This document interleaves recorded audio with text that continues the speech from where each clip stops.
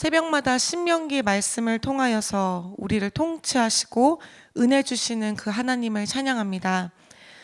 경외하다는 말의 기본적인 의미는요, 두려워하다, 떨다입니다. 하지만 이는 무서운 존재에 대한 공포감이 아니라 하나님의 주권의 영광을 인정하는 자가 가지는 거룩한 두려움 또는 곧 경건한 공경심을 일컫습니다. 따라서 우리가 하나님을 경외하다라는 말에는 좋은 마음 그리고 하나님을 존경하는 마음으로 하나님 앞에서 내가 삼가 조심하다 의미가 함축되어져 있습니다.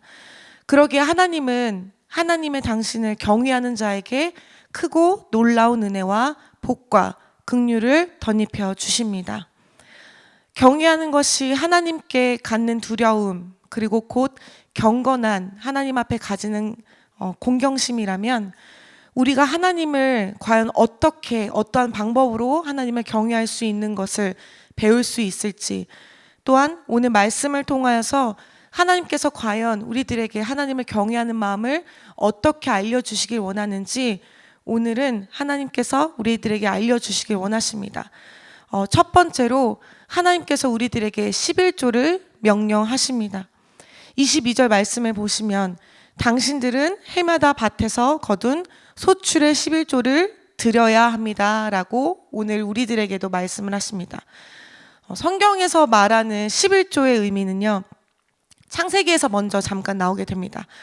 북부 지역 네 왕의 연합군을 무찔렀던, 그리고 그렇게 승리를 거뒀던 아브라함이요, 살렘 왕이었던 멜기세덱의 영접과 축복을 받습니다.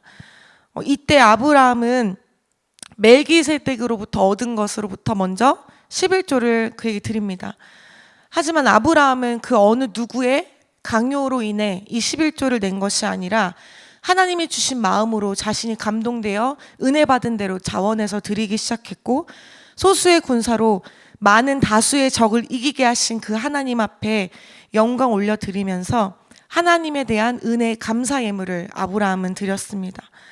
그리고 지극히 높으신 하나님의 그러한 절대 주권을 인정하는 신앙 고백으로 드린 헌물이 이 11조였습니다. 이후에 아브라함이 하나님께 어떻게 다시 11조를 드렸다, 또한 어떤 인물이 나와서 이어서 아브라함처럼 11조를 드렸다라고 성경에서는 기록되어 있지 않습니다. 하지만 아브라함 외에 11조를 드렸다는 기록은 없으나 야곱이 이러한 고백을 합니다.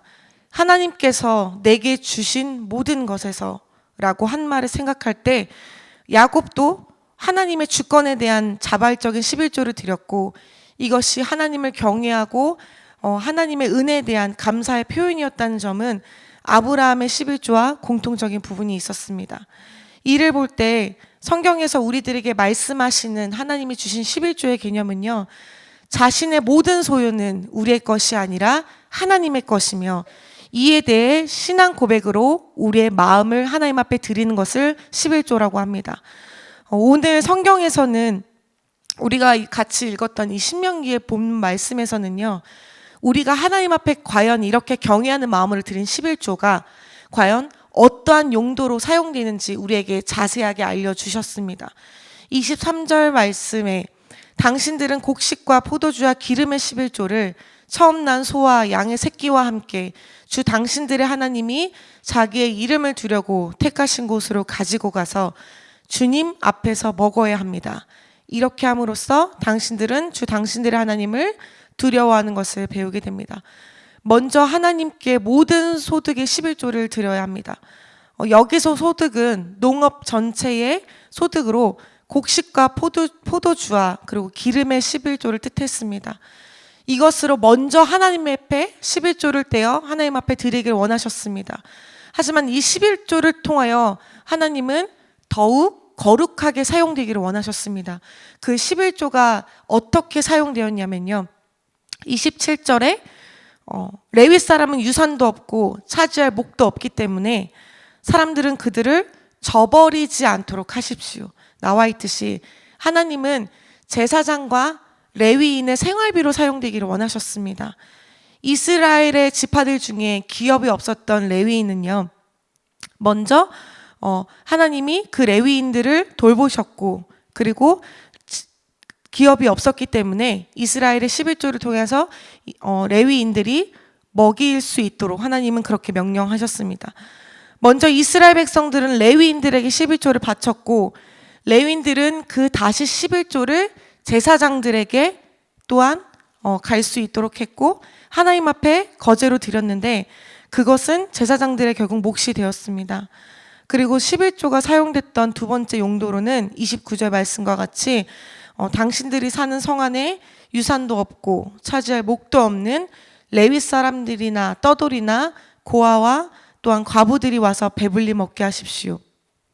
하나님께서는 두 번째 11조가 사용되기를 원하시는 그 방법으로 또한 가난한 자들, 그리고 고아나 과부, 그리고 떠돌이 생활을 하는 그 객들의 형편을 하나님께서 돌보시기 위하여서 그렇게 가난한 자들을 위해서 하나님은 11조가 사용되기를 원하셨습니다. 하나님은 이렇게 이스라엘 백성들에게 하나님을 경외하는 마음을 알려주시기 위해 일단 하나님께 11조를 먼저 이스라엘 백성들이 드릴 수 있도록 명령하셨습니다. 이 11조를 하나님께서 명령하신 이유가 무엇일까요? 하나님을 경외할 수 있도록 알려주시기 위함이었으며, 또한 11조는 다시 한번 말씀드리면 우리의 모든 소유는 하나님이 주신 것이요, 또한 이에 대한 신앙 고백으로 내가 하나님 앞에 10분의 1을 떼어서 바친다는 것을 알려주시기 위함이었습니다. 이렇게 하나님은 자세하게 세심하게 이스라엘 백성들에게 모든 것을 알려주고 싶어 하셨습니다.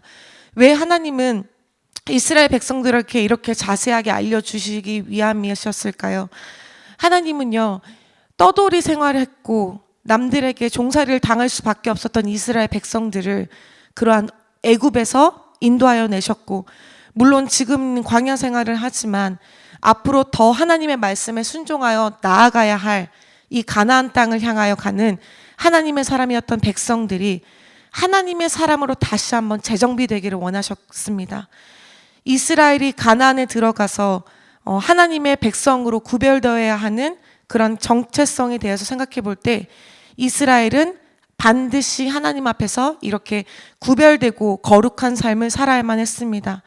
그 이유는 하나님께서 이스라엘 백성들을 선택하셨기 때문입니다.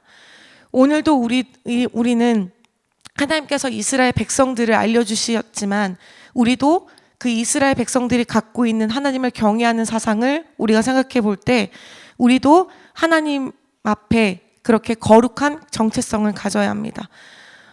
세상 속에서 구별된 삶을 살기 위해 오늘도 우리는 애써야만 합니다. 하나님은 택한 선민이요 거룩한 제사장 나라요 나의 소유된 백성이라고 하신 이스라엘 사람들이 하나님을 경외하기 위해 너희에게 준 나의 모든 은혜가 결국 너희 것이 아니요 내가 너희에게 주신 것을 알기를 원하셨습니다. 그래서 하나님은 이스라엘 백성들에게 먼저 11조를 명령하십니다. 하나님은 더 나아가 하나님의 11조 말씀에 순종하고 그 명령에 준행하는 자들에게 너희가 나에게 그런 마음의 예물을 표현하고 나를 더 사랑한다면 하나님께서는 두 번째로 하나님의 말씀의 명령에 순종하는 자들을 반드시 축복을 약속하셨습니다. 29절 말씀을 보시면 당신들이 사는 성 안에 유산도 없고 차지할 목도 없는 그 레위 사람이나 떠돌이나 고아나 과부들이 와서 배불리 먹게 하십시오. 그러면 당신들의 하나님은 당신들이 경영하는 모든 일에 복을 내려 주실 것입니다 라고 나와 있습니다. 하나님이 말씀하셨던 이 11조는 결국 그 순종을 통하여 하나님은 11조가 알맞게 사용되기를 원하셨습니다. 결국 우리가 하나님을 경외하는 행위로 11조의 행함을 이야기하신 하나님, 이 11조의 역할은 하나님의 나라의 복음의 나라에 맞게 그 하나님의 나라를 결국 세워가도록 돕는 역할을 하기도 했습니다. 하나님의 말씀에 순종했더니 경영하는 모든 일에 복을 내려주신다는 하나님, 오늘 우리들에게도 하나님이 복의 약속을 하십니다. 제가 오늘 이 설교를 준비하면서 11조와 관련된 이런 에피소드들을 가장 생각해 봤을 때 제 남편이 가장 먼저 생각났습니다. 왜냐하면 남편과 결혼을 준비하면서 재정적인 이야기도 했지만 신앙적인 이야기들을 제가 많이 나눴습니다. 다른 이야기 부분들에서는 뭐 맞춰갈 수 있고 같이 서로 기도하면서 같이 함께 이야기하면서 우리가 해보자라고 이야기했지만 신앙적인 문제에서도 수요 예배를 드리고 금요 예배를 드리고 우리가 토요일 날에는 가족 예배를 드리고 주일 날에 하나님 앞에 교회 나가서 예배를 드리고 이러한 부분들에 대해서 함께 예배적인 부분에서도 부부이기 때문에 서로 이렇게 맞춰가면서 이야기가 됐었습니다. 하지만 더 다투고 가장 계속 반복적으로 이야기했던 그 부분이 이 11조였습니다. 그때 당시 저는 계속 이 전도사로 사역을 했기 때문에 교회에서 사례를 받고 사역을 하고 있었습니다. 근데 제가 받았던 그 사례비 중에서 하나님께 물론 먼저 11조를 하나님 앞에 드렸고요. 그리고 감사한금을 이제 매달 하나님 앞에 또한 드렸고, 또한 선교 헌금을 하나님 앞에 작정을 하여서 제가 이렇게 예물을 하나님 앞에 드리고 있었습니다. 근데 남편은 저한테 이런 이야기를 하였습니다. 그 당신 많이 벌지도 않는데 왜 하나님 앞에 다 드리냐, 이렇게 저한테 거침없이 이야기를 하더라고요. 그때 당신은 이렇게 뭐 에어컨이나 공기청정기를 연구하는 연구원으로 직장을 가지고 있다가 저와 결혼을 하면서 아이들에게 수학을 가르치는, 또한 학원도 하고 과외도 하는 프리랜서로 활동을 했었습니다. 남편의 수입이 연구원을 있었던 것보다 수학 이렇게 선생님을 하면서 더 많은 수입이 생기기 시작했었어요. 그런데 남편은 수입이 더 많이 생기니까 저한테 이런 이야기를 합니다. 우리 집이 없어. 결혼한 지 1년도 안 됐는데 저한테 집이 없다라고, 집을 사기 위해 돈을 모아야 된다고 강조하기 시작했습니다. 그렇기 때문에 저에게도 11조를 해서는 안 돼. 11조를 위해 11조가 자꾸 우리의 돈을 세워나가게 하는 것이기 때문에 당신 그냥 11조 하지 말고 하나님 앞에 감사의 예물 조금만 정해서 우리가 드리는 게 어때? 라고 저에게 이야기를 하는 것입니다. 그래서 저는 하나님 앞에 더 열심히 기도했습니다. 하나님, 남편을 긍휼히 여기시고 지혜를 더하시고 하나님께서 주신 은혜에 우리가 표현을 하는 것에 있어서 인색하지 않도록 하게 해주세요. 그리고 나서 저와 남편은 계속 다퉜습니다. 저에게 11조를 내지 않았으면 좋겠다라고 말하는 남편의 의견에 제가 순종하지 않았습니다. 저는 더 열심히 하나님 앞에 마음을 표현하기 시작했고, 더 열심히 하나님 앞에 기도하며 남편과 더 이상 11조로 인해 다투지 않도록 저는 묵묵히 하나님 앞에 더 열심히 기도했습니다. 그런데 이 기도가 응답되었을까요? 하루에 남편이 저한테 이렇게 얘기를 하는 것입니다. 당신이 말한 대로 내가 오늘 11조를 한번 내볼게. 그런데 하나님이 정말로 나에게 복을 주시는지 아는지 내가 한번 봐볼게 라고 저한테 이야기를 하는 것입니다. 저는 그 남편이 내는 11조의 예물에 대해서 그렇게 진실된 마음과 하나님을 섬기는 마음으로 내는 것이 아니라 내가 이렇게 내니까 정말로 하나님이 나에게 축복하신지 아닌지 볼게 라고 이야기를 하길래 저도 모르게 당당하게, 그래, 하나님이 당신을 반드시 축복하신지 아닌지 우리 한번 보자 라고 그렇게 결단을 하게 되었습니다. 그래서 남편이 이제 11조를 하기 시작했습니다. 제 말 때문에 했겠죠. 억지로. 하도 이제 저와 다투는 부분이 있었기 때문에, 그리고 하나님이 반드시 나를 축복해 주시는지 아닌지 보고 싶었기 때문에 남편은 11조를 하기 시작했었습니다. 그런데 11조를 내기 전 남편은 항상 저에게 집을 사기 위해서 우리는 대출을 받아야 돼. 요즘에 금리가 높아지기 때문에 여보 돈을 더 아껴야 돼. 이렇게 매일 말했던 남편은요, 11조를 내고 나서부터 이런 말이 달라지기 시작했습니다.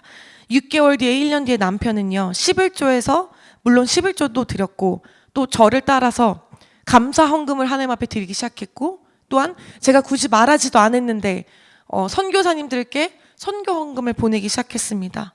그리고 남편의 마음이 바뀌기 시작했습니다. 항상 부족하며 항상 우리는 돈이 없어. 여보 우리는 돈을 모아야 돼. 항상 입의 말끝마다 우리는 없어. 이렇게 얘기했던 남편이 더 흘러차고 넘치네. 하나님이 이렇게 여보 축복해 주셨어라며 매일 저희 부부의 대화가 달라지기 시작했습니다. 눈에 뻔히 보이는 이러한 재력가의 돈처럼 저희 집 가정 가운데 물질이 그렇게 늘어난 것은 아닙니다. 하지만 하나님께서 계속 채우시는 이 손길로 저희 가정을 인도하고 계셨고, 부족한데 없는 데가 아니라 오늘은 이만큼, 이달에는 하나님이 이렇게 채우셨네 라고 이야기를 나눈다는 것입니다. 남편이 그리고 변화가 되기 시작했습니다. 저보다 더 많이 기도하는 사람으로 변화되기 시작했습니다. 더 기도를 하고 결단을 하고 하나님 앞에 기도함으로 눈물로 부르짖는 남편으로 이렇게 변화가 되기 시작했습니다. 물질적인 부분도, 이런 부흥들도 저희는 물론 체험을 했지만 가장 큰 부흥은요, 저희 남편이 영적인 부흥을 맛보기 시작했었습니다. 이것이 하나님께서 저희 가정에게 가장 큰 축복입니다. 하나님은요, 11조뿐만 아니라 하나님이 하라고 하셨던 그 명령에 따라 순종하는 자들에게 오늘 복을 주신다고 약속하십니다. 그것이 물질적인 복도 있지만 오늘 우리에게 가장 크신 복은요, 우리를 구원하신 그 하나님의 은혜의 손길, 그리고 영적인 축복이 가장 최고의 복입니다. 물론 하나님은 먹이십니다. 그리고 입히십니다. 그리고 우리를 살게 하십니다. 하지만 이러한 것들이 충족되어 있을지라도 우리의 마음 가운데 하나님이 살아계시지 않는다면, 내가 하나님을 경외하지 않는다면 이 모든 것은 우리에게 소용이 없을 것입니다. 하지만 하나님을 경외하는 마음으로 우리의 마음을 드리고 예물을 드렸을 때 하나님은 우리를 상황적으로도 채우시고 우리에게 더욱더 마음이 풍족해질 수 있도록, 부족한데 없는 데가 아니라 이렇게 하셨네, 오늘도 우리의 삶을 이렇게 인도하셨네 라고 고백할 수 있도록 영적인 축복을 우리에게 반드시 주실 것임을 확신합니다. 무조건 또한 물론 부족함을 경험할 때도 있을 것입니다.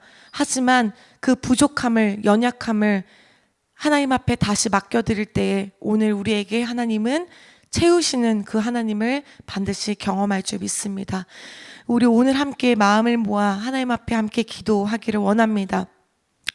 첫 번째로 명령에 순종하기를 원하시는 하나님, 하나님의 명령에 순종할 수 있는 믿음이 될 수 있도록 오늘도 우리를 긍휼히 여겨 주시옵소서.